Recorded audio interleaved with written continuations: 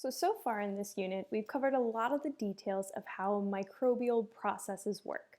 First, we covered microbial nutrition and growth, then we moved on to microbial metabolism, and now we're talking all about microbial genetics.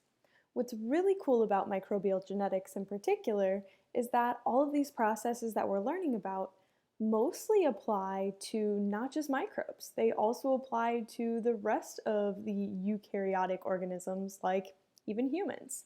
So when we're talking about DNA replication or protein synthesis, a lot of these processes also occur even in people. So that's something that's really cool about what we're learning with microbial genetics. Now, one of my favorite analogies with microbial genetics has to do with protein synthesis. So I just want to go over that with you really quick to make, hopefully, this a little easier to understand. So first off, I have my Bob's Burgers burger book, which is a cookbook of just a bunch of different burgers. All right, so this is going to contain a lot of recipes for all the different burgers you could make. So this is going to be the same as DNA. All right, so DNA has all of the recipes. It's basically the cookbook for our cells.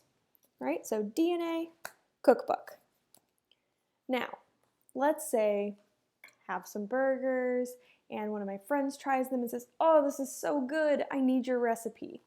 I could take some time and write out the recipe for them. All right, they really like the Pickle My Funny Bone burger. So I wrote out the recipe for the Pickle My Funny Bone burger so they can take that with them and make it at home. This is like RNA.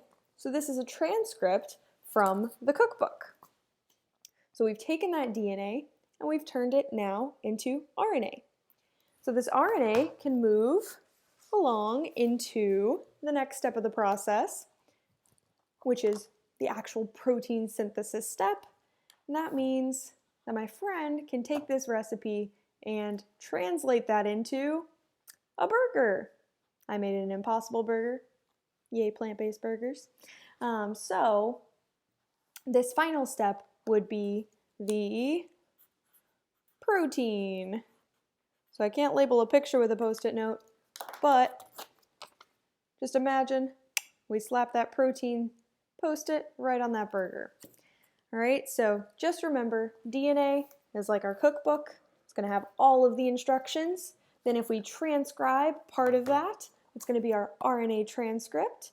And then that RNA transcript can get converted into the actual protein, like this burger over here.